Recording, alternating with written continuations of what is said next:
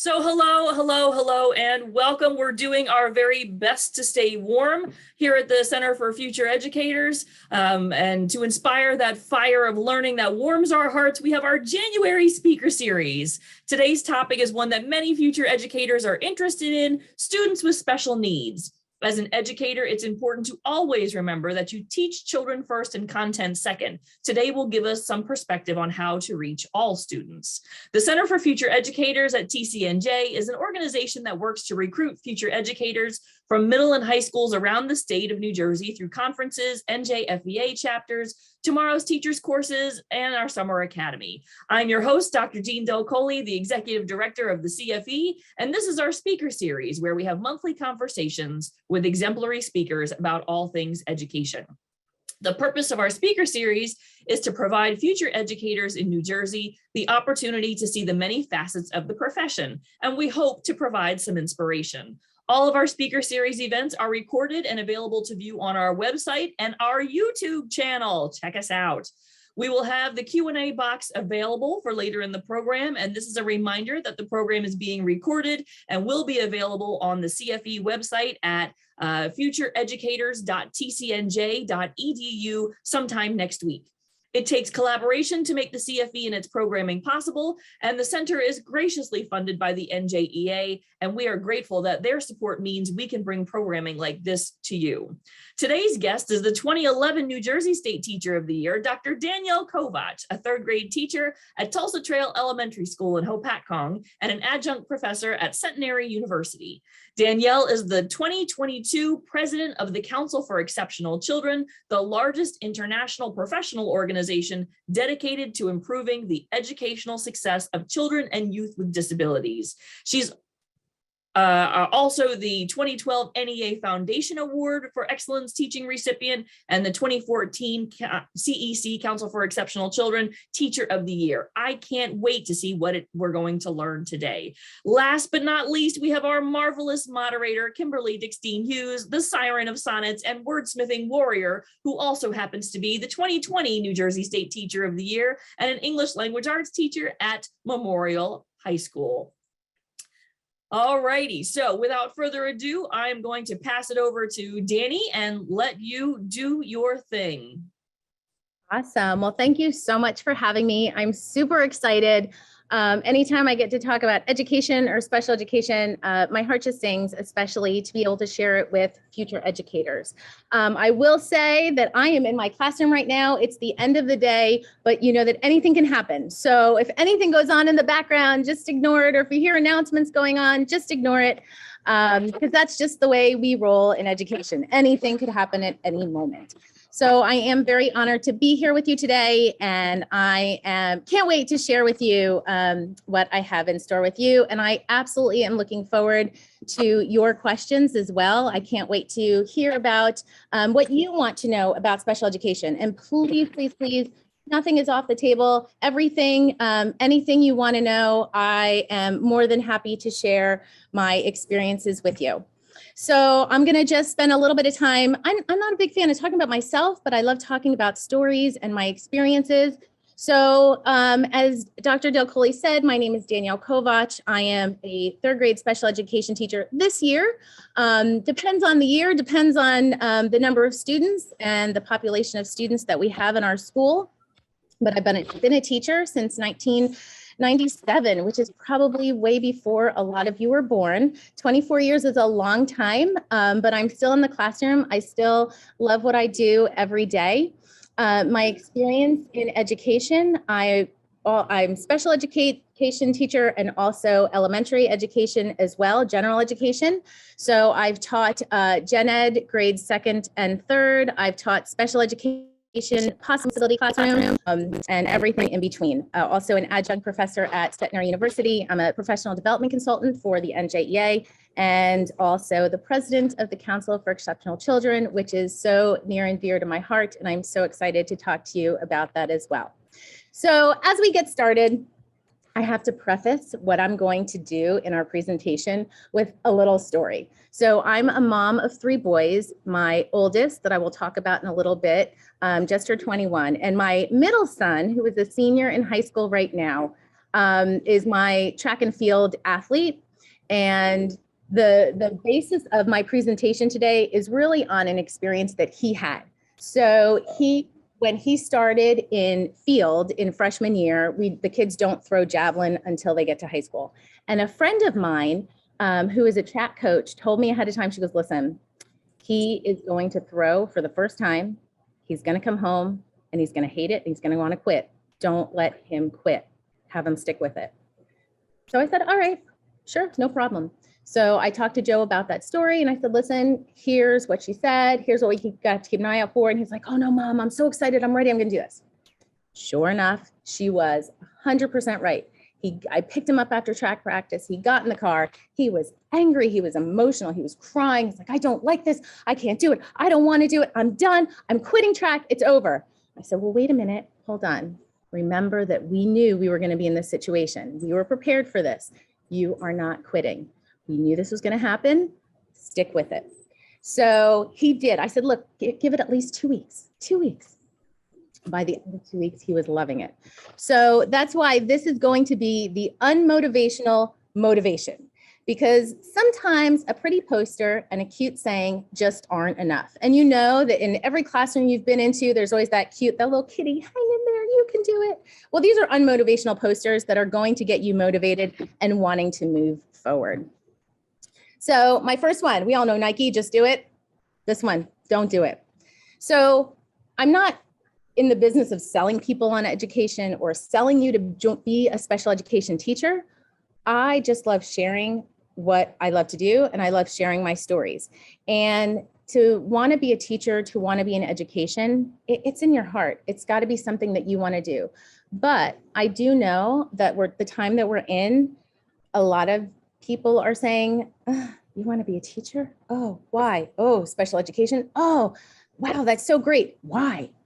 And, you know, when I decided to be a teacher, I knew from day one that I wanted to be a teacher. I was that kid that put on my mom's high heel shoes, that I would teach my stuffed animals on my bed. I knew I wanted to be a teacher. And it was about my junior year where my mom came up to me and she goes, you know, I think you might want to look into special education. I think that might be a good fit for you. And she got me involved in a summer camp for individuals with disabilities. Actually, it was young preschool children all the way up to 21.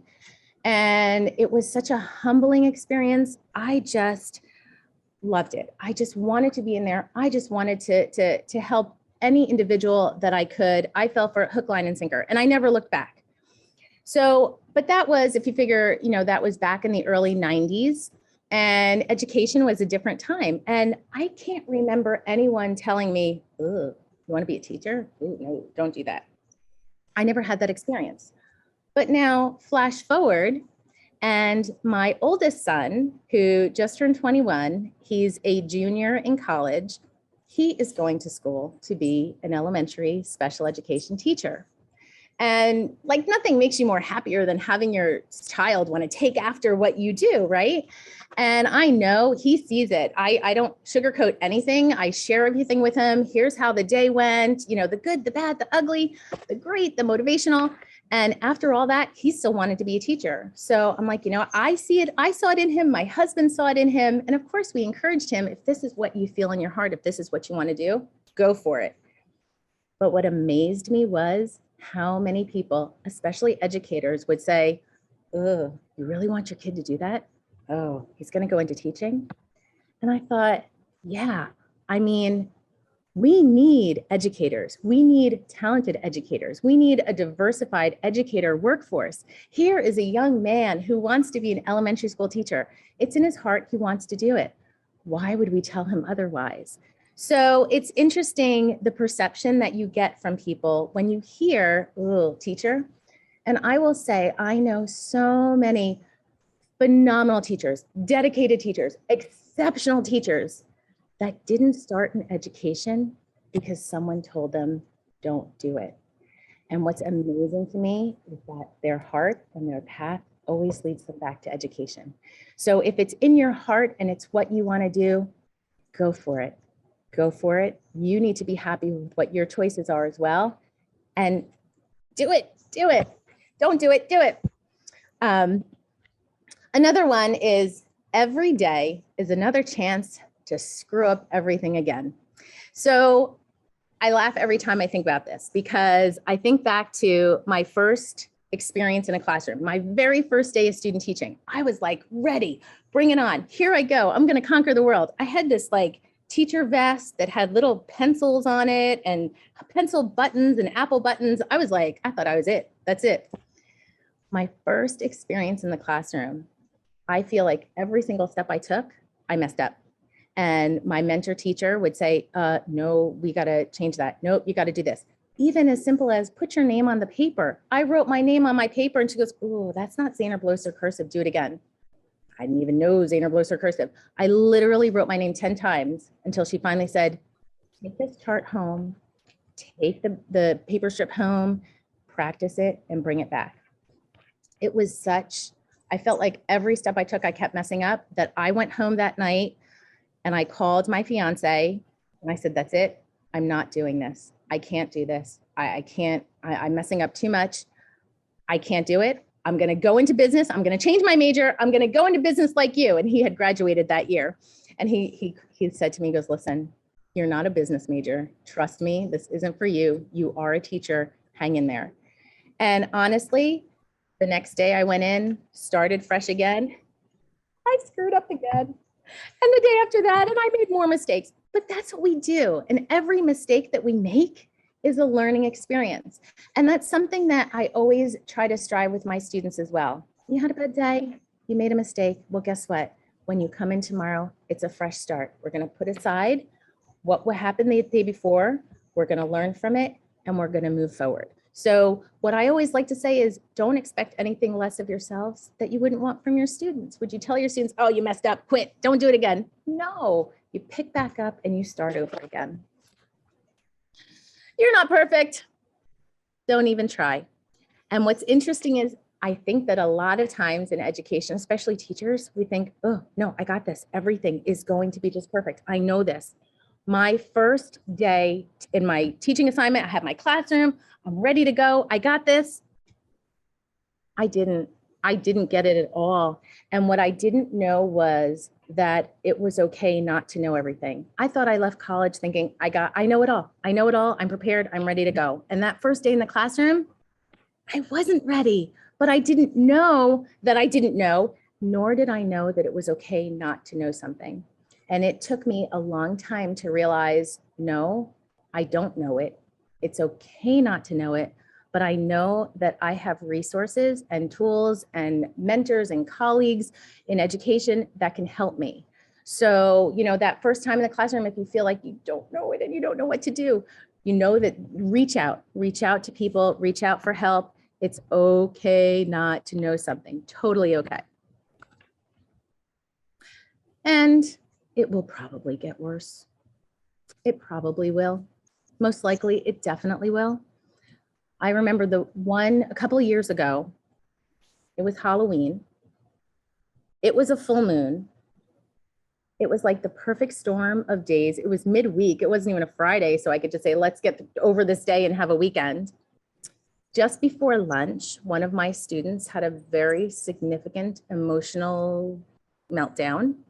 So it was so tough on him that he actually ripped my phone out of my wall. And shortly after that, we had a lockdown drill where the police planted a fake bomb outside of my classroom, which I didn't even have a phone to call for help. Once the dust settled from all of that, my superintendent walked in to observe me. And okay, composed myself, got it together, turned on my smartboard, the bulb blew. So things are going to happen. It's a part of life. It's a part of education. It's a part of life. But you know what? You pick yourself up and you say, okay, it's all right. I got this. But once you got it, guess what? Something else is definitely going to happen. I mean, next thing you know, you're in a pandemic, you're virtual, and you've never taught virtually before. So it will probably get worse.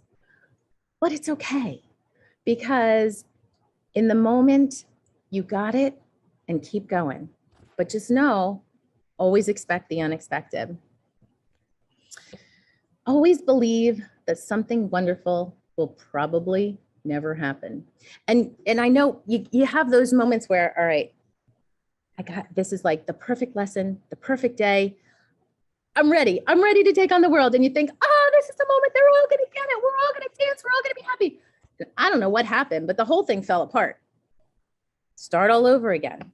And what's hard sometimes is that when you become so emotionally involved with your students, teaching is very emotional. Special education is very emotional because you get so involved with your students. It's hard. It's really hard to say, okay, I'm going to take a step back. It's not what I anticipated it to happen.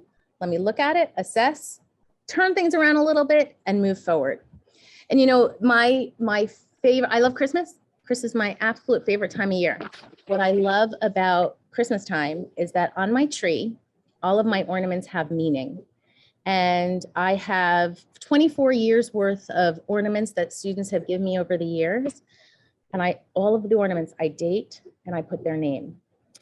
And every year I put these ornaments on the tree of students and I think back to them. And honestly, some of those students have since passed away. Some of those students have been incarcerated. Some of those students did not make very good life choices. And a lot of those students have phenomenal success stories. And it's always the students that may not have had the best outcome in life that always weigh heavily on my heart. You know, I want everything so wonderful for my students. I want them to be successful. I want them to make the most of their life. I want to give them that foundation so that way they can grow and learn. But someone taught me a great piece of advice. Q-tip it. Q-tip. Quit taking it personally. And that's really hard because we put our heart and soul into all of our students. And I'm quite sure that, you know, over the years, you're going to have those students that still weigh heavily on your heart, and they always will. But know that sometimes there's things that are just beyond your control, that you know that you've done everything you could possible. And those students will always be with you. You always think of them. But sometimes there are things that are beyond your control that you just can't help. All right. The thought of distinction. Looking sharp is easy when you haven't done any work. I see all the time sometimes this competition of teachers and who's got the best project and what are we putting on social media and oh, look, here's so wonderful. My very first year in education, I would not put anything on my bulletin board outside in the hallway until that bulletin board was completely, like all the work was finished, it was completely finished, because I did not want anyone to steal my idea, for them to look at it and be like, oh, that's cool, I'm going to do that too, because that was my idea. And that was something that I think had carried over from my college years. I tend to be sometimes a very competitive person. But, you know, in college, everything's for the grade and you want to make sure that everything's perfect and, you know, don't sway one way or the other because it's got to be just so for that grade. But the truth is, in education, it's not that way. It's collaborative. It took me a while to figure out, wait a minute, if I work with my colleagues on this, it benefits not just me, it benefits my students. And it's this collaborative process. So, you know, looking at others and what others are done. And sometimes you think, oh my gosh, I wish I can do that. I wish I can be that creative. I wish I can do a lesson like that. We don't know the work that went behind it. We don't know, you know, what that other teacher was going through, but we do know that we have each other. And honestly, that collaborative process and those relationships that you build with your colleagues often is the key to getting through the day and to sharing some lessons and helping best your students. I smile because I have no idea what is going on. And that's usually me most of the day. And sometimes it's really hard to keep that smile throughout the day. But I will tell you, your students will need that smile. Every time I think of just smiling and smiling and smiling throughout the day, I think of a student that I had several years ago, and he would come in. He was the student that school hated him. He hated school. It was just not a perfect match.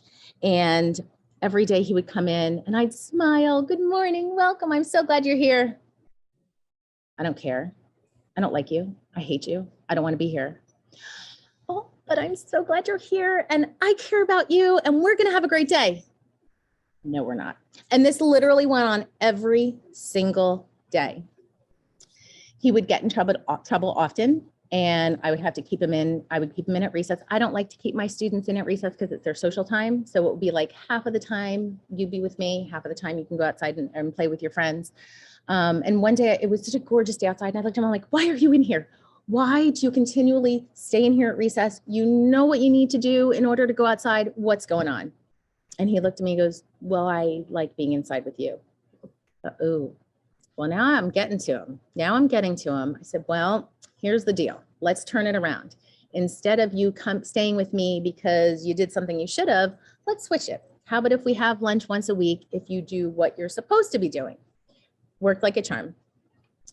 And so I knew that as my smile was probably wearing him down, and every once in a while I caught him and think, oh, I think he's having fun, but didn't want to say anything.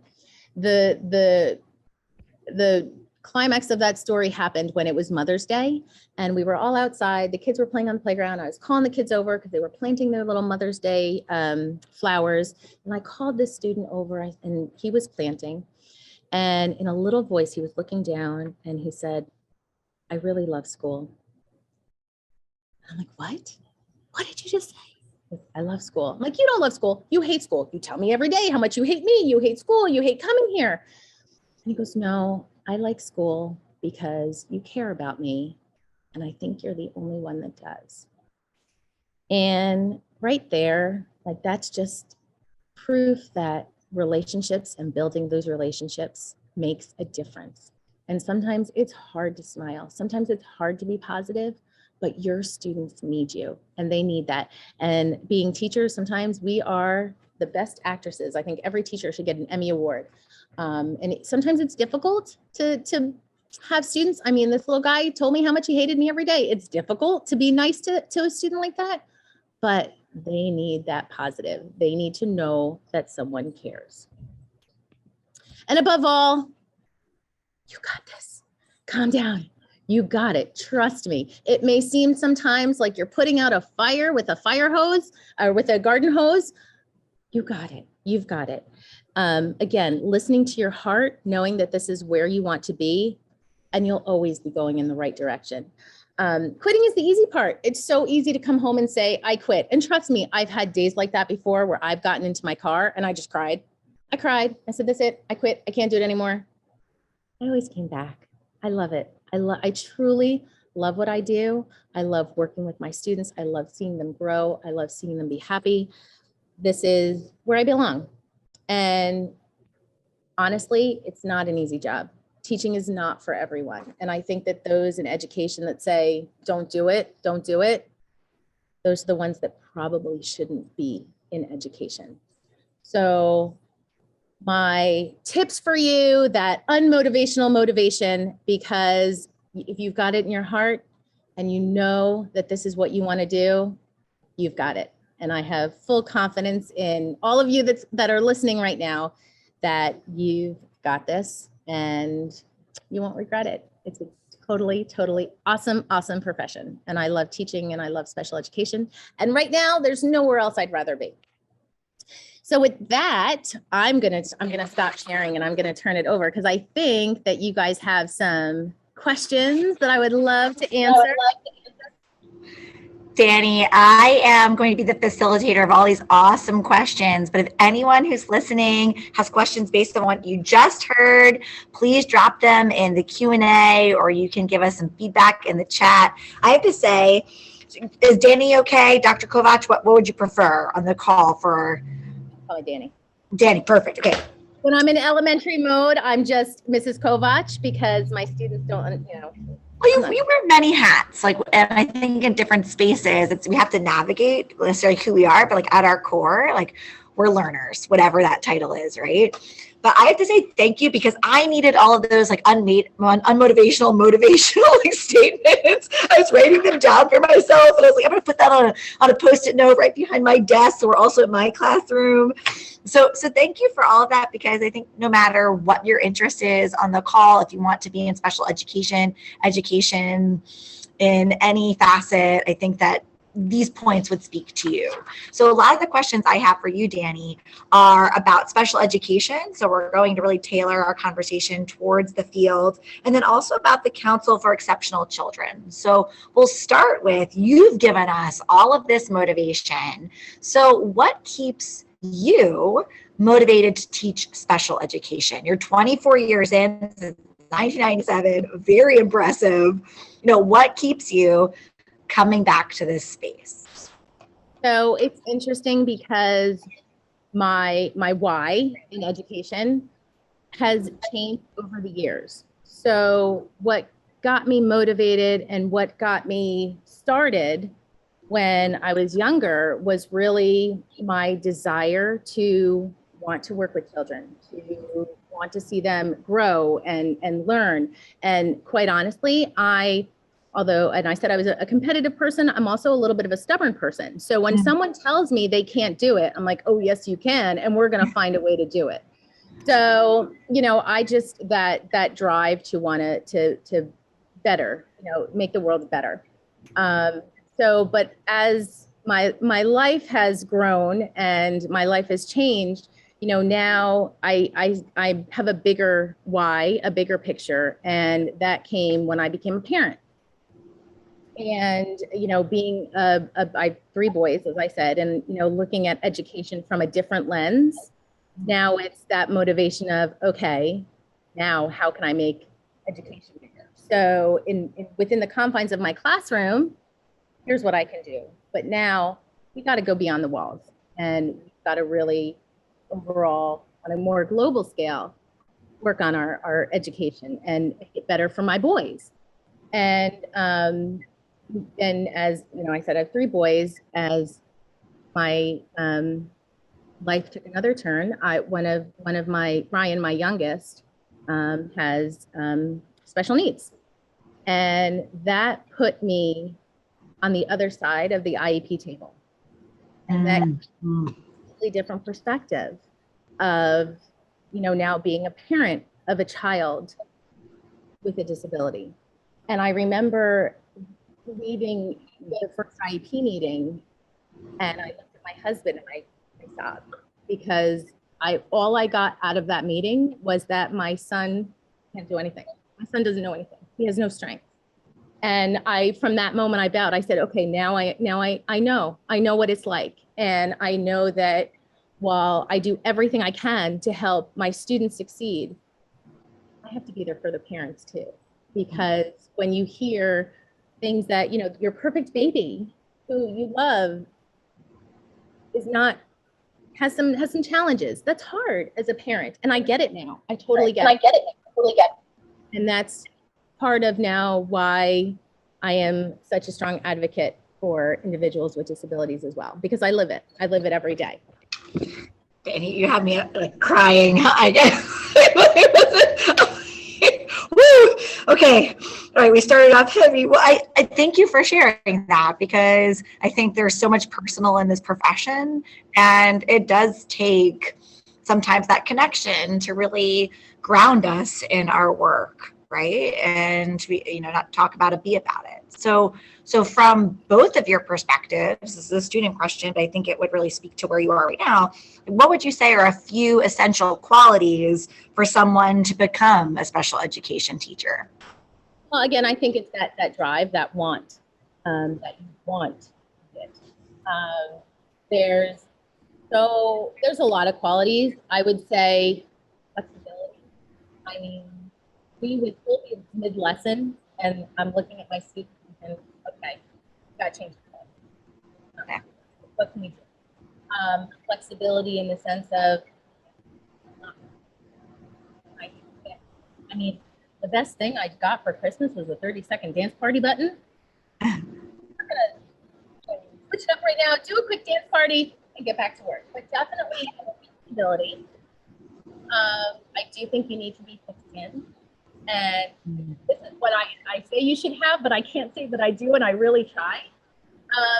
Because it's such a personal job, and you work so personally with, they'll tell you like it is, that sometimes it's like, okay,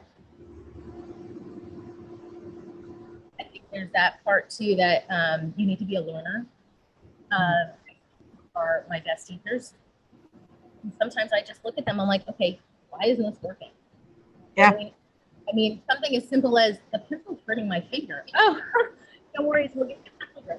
But how would I know that if I don't talk, if I don't definitely have relationships, build relationships, trust, especially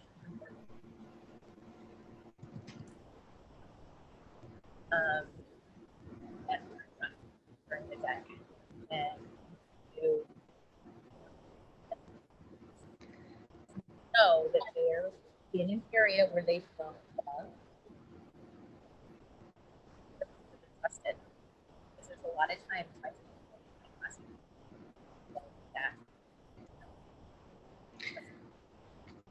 so you just need to have a good person.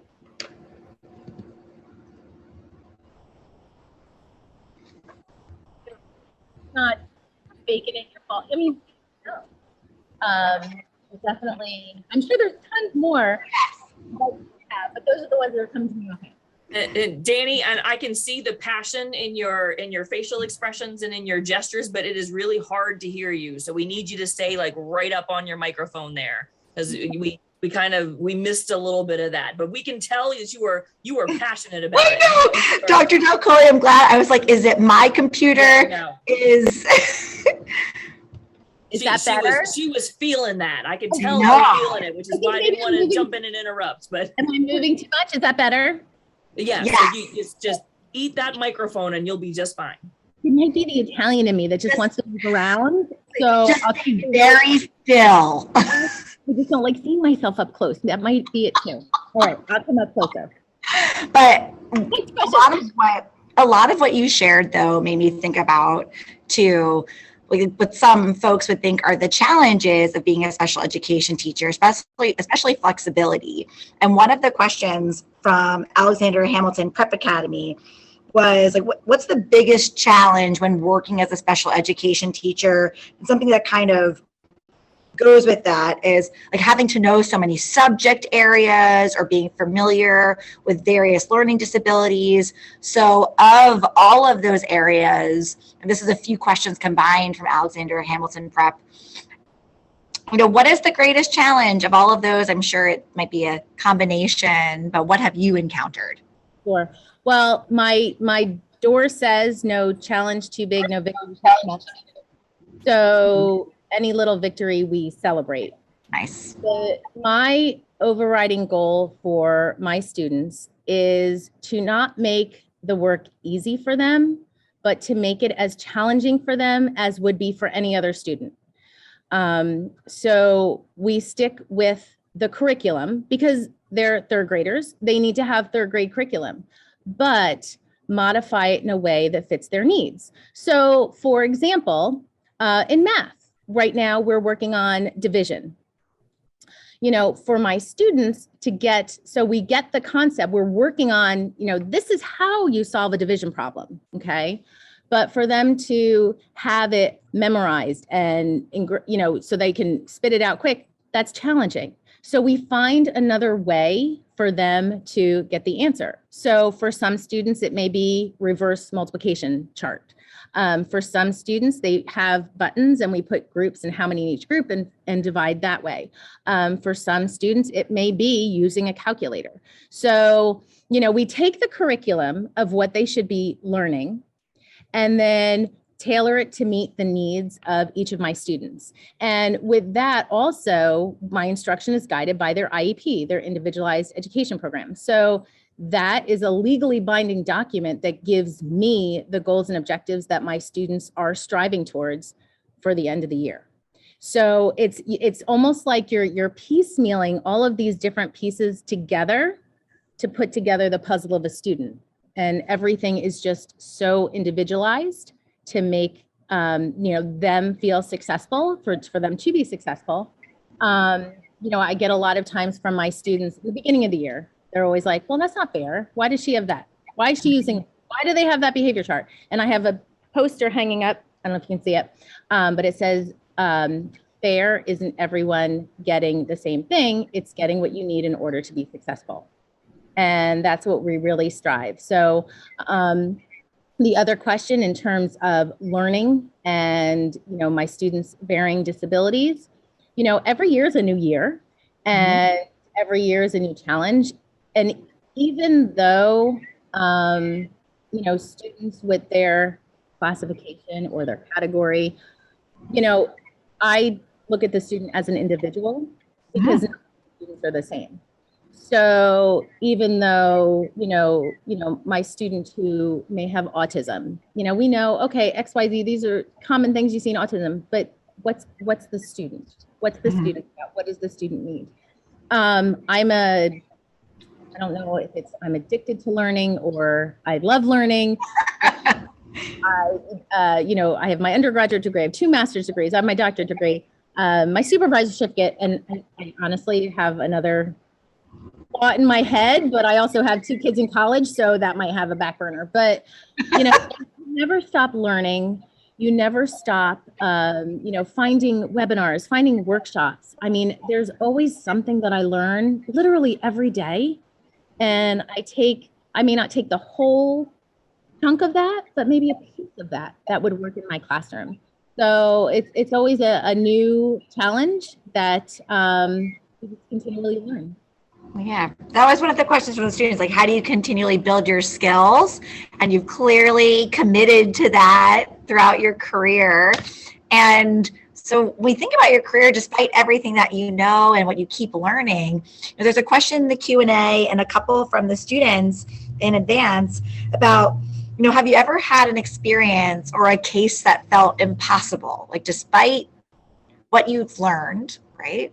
Like, just a student, right, that their needs seem beyond what you could meet. Was that ever a possible challenge of yours? Yes, but there's always another way. I can speak openly about my own son. And it's not the question of, oh my gosh, will they ever learn? Will he ever read? What's going to happen? But there's always something that they do really, really well. And you find what they can do really, really well. And that's what you play up on. My son can't read. He doesn't know all these letters and numbers yet. But man, you ask him how to brew birch beer, he'll tell you. He'll tell you all the steps. You ask him anything about flying an airplane, he's only flown an airplane once, but man, he can give you the ins and outs of everything on an airplane. The weather, he'll tell you all about what storm is coming, what front is coming, what's going on. So it's almost like we have to put our mindset and our vision of what success looks like to us and look at each child individually and focus on what is success for them. And again, no challenge too big, no victory too small. Yeah. And even if a student actually, if they raise their hand 3 times in one day, and that's a lot for them, excellent. We're going to focus on that. We have that mindset of what they need to be successful, but every student shows success in their own way. So then what's success for you, Danny? Wow, that's a question. I'm going off script. You are going off script. What is success for me? At the end of the day, success for me is, did I do what I could? Did I do everything that I could for my students? And I'll be honest, sometimes I feel like I don't have a successful day. I'm incredibly hard on myself. Again, that slide that I said of you're not going to be perfect, that's really, really tough for me. Can you repeat that? The success part, just did I do everything that I could for my students? And I think I'm very hard on myself, that I may have, but I don't know. What's at the end of the day? ideally, I have some big successes that I would love to achieve, but hopefully I'll get there. Well, and I think a lot of folks would argue you're very successful, Danny, right? And there's so much that you've accomplished in your career, and there's so much more ahead. But I love what you're saying about, like, if I've done everything that I could. I think educators and almost everyone on this call probably sees this in themselves, that we are our toughest critics, right? Because we're aware of, like, the full picture of what we're capable of and what we want to do, but then there's reality and all the unmotivational motivations that get us through reality in that way. And I've been in the profession for 13 years and constantly realizing, like, what can I do if I could do this? And that, to me, when I think about success, it's a tough question to answer. And for me, everything's part of the process, right? We're all process driven. And part of our coulds. So a part of that process for you, we talked a lot about in terms of, like, being a special education teacher and some of the challenges that you had, but what's been the most rewarding experience in your classroom? There's so many. There truly is so many. Christmas ornaments are good. I like that one. Oh, yes. Even just at the end of the day, just getting a hug, saying, hey, there, to know that maybe not at the end of the day, but the next morning, my students are back. So, and for some reason, attendance is always great. That's it motivates me, it keeps me going. And even when we have not so great days, and I know a student had a not so great day, and they come back the next morning and they're here and they're ready. And I didn't get that, like, oh, I can't get them on the bus, they don't want to come in. They still keep coming back. And to me, that's a feel good. And okay, we'll keep going. Yes, and you have to catalog those feel goods, because sometimes there are days. Yes, all the files, take them out, review them on certain days. Well, I think a feel good for you also is your role with the Council for Exceptional Children. That must feel really good. Could you tell us a little bit about the organization and the role of president and what that world looks like? 100%. So the Council for Exceptional Children is a national organization, and we're also international because we do have members outside of the United States. We're the largest organization dedicated to advancing the success of our individuals with disabilities. We are about 22,000 members.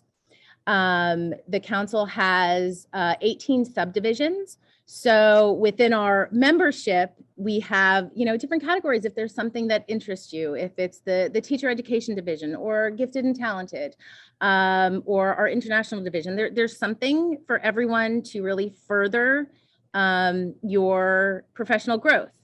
And I've been with the council. So I became a member when I was a graduate student in 2000. And our professor said, you are going to be a member of CEC and you are going to present at our convention. So it was my first time presenting, my first time being a member. And back in 2014, I was honored with their Teacher of the Year Award. And that's what sparked my leadership in CEC. So then I was asked to head the honors committee, which is part of who selects the awards that we have, and the Teacher of the Year Award. And honestly, from there, it was someone saw leadership potential that I may not have saw.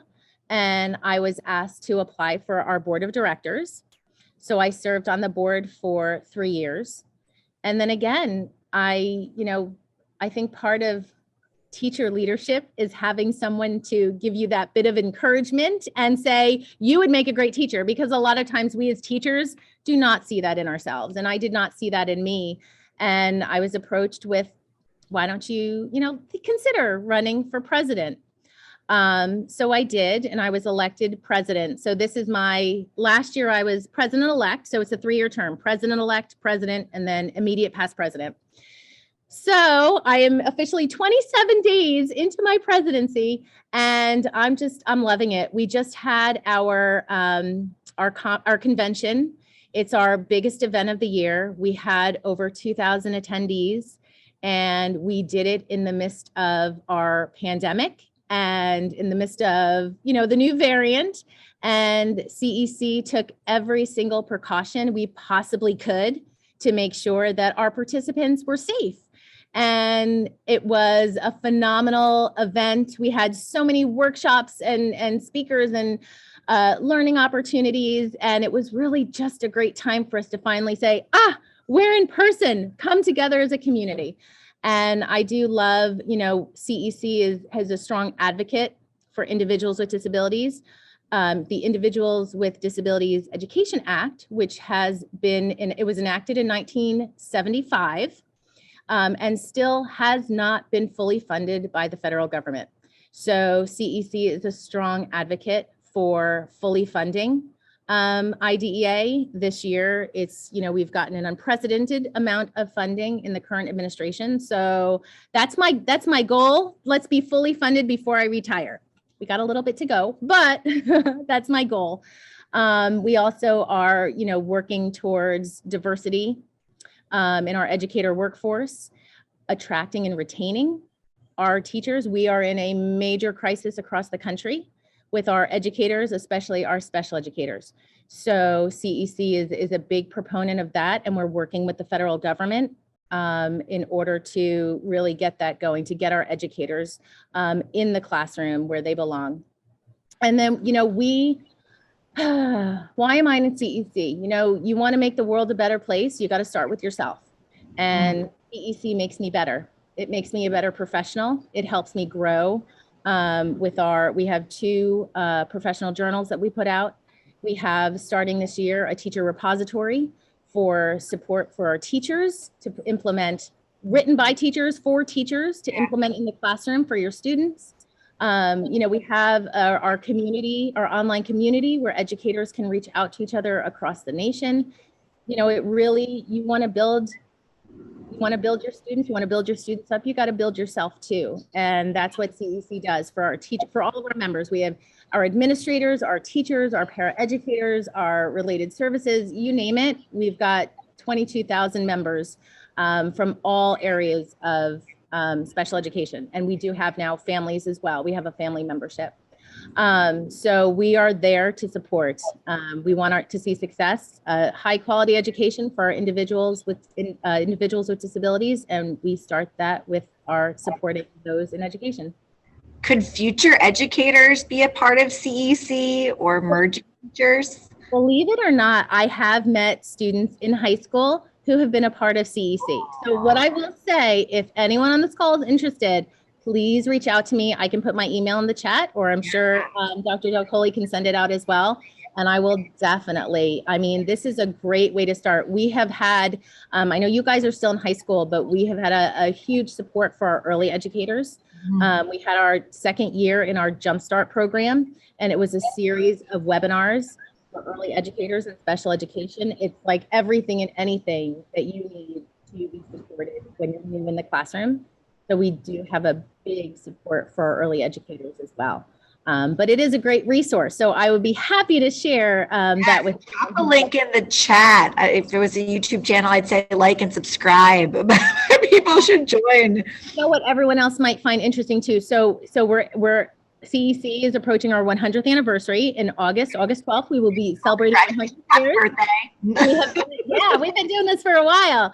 We started in 1922, and our founder, Elizabeth Farrow, was a teacher, and she wanted, we got to do better, and she did. So one of the initiatives that we started is we're featuring 100 teachers leading up to our 100th anniversary. So if you go onto our CEC website and look at our 100 stories, every week we're highlighting 1 or 2 educators until we get to 100. And it's awesome to see the phenomenal work that our special educators are doing across the country. I love that. When you were talking about the words or qualities that would describe a special education teacher, there are multiple folks on this call who come here for community and education. And that's what you were talking about as why you are a member and the president of CEC. You know, what would be your call? You're saying there's a need for special education teachers and there's a shortage of special education teachers. What would be your call to folks on this interview to join the profession and get a degree in special education? Again, if it's in your heart and it's something, it's your calling, it's leading you to it, why not? Don't look back. We need dedicated, exceptional educators. And if you're feeling it and that's what you want to do, go for it. Absolutely, 100%. And I can tell you, if you're thinking, oh my gosh, I really want to be a teacher, but oh, I'm hearing other stories, listen, your path will lead you to it. Even if you choose a different path, I'm telling you, I've heard so many stories of educators that didn't take the path they wanted to and ended up down that path. So don't waste your time. Just start there. Well, I think on that note, Danny, we're going to end on your call to action. Pursue your passion, everyone. Danny, thank you so much for sharing with us your professional experience, but also your personal experience. I know as an educator, I think our greatest ability is being vulnerable. Inherently in the word vulnerable is able, right? And I think that we see that in our gen ed students, but our special education students, but in our teachers. I mean, we're all at our core, we're all learning, right? And your ability to be vulnerable and share with us today is super inspiring and is motivational. It's not unmotivational. It's like 110 motivational. So thank you so much for sharing with us. And for the final portion of our interview, I'm going to invite back Dr. Del Coley on the call to close out our final set of questions. All righty. So hello, and welcome. Thank you, Dr. Danny. That was awesome. Great information for everyone. And so I'm sure our students are really, thrilled to learn all of this and to hear your stories. And I love the motivational stuff. That was just perfect. That was what we absolutely needed today.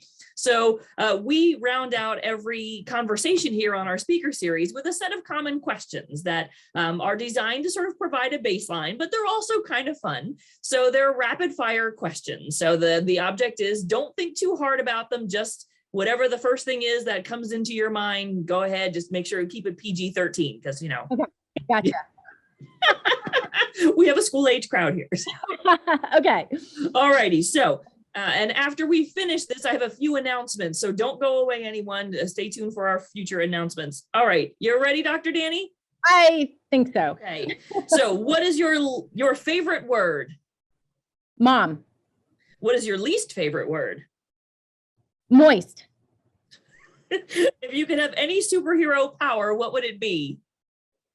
Speed. What was your favorite subject when you were at school? Reading. What subject or grade level do you wish that you taught? Oh, preschool. What subject or grade level would you not want to teach? Oh, middle school. God bless middle school teachers. What sound or noise do you love? The laughter of my children. What sound or noise do you hate? Bagpipes. If someone were to play you in a movie version of your life, who would you want it to be? Sandra Bullock. What profession other than your own would you like to attempt? An actress. And if heaven exists, what would you like to hear God say when you arrive at the pearly gates? Teacher, this way. Very good. Thank you, Dr. Danny. That's all for us for now, but thanks for tuning in today, and we appreciate your time and effort. Thanks so much, everyone. Bye. Don't forget to check out futureeducators.tcnj.edu for more details.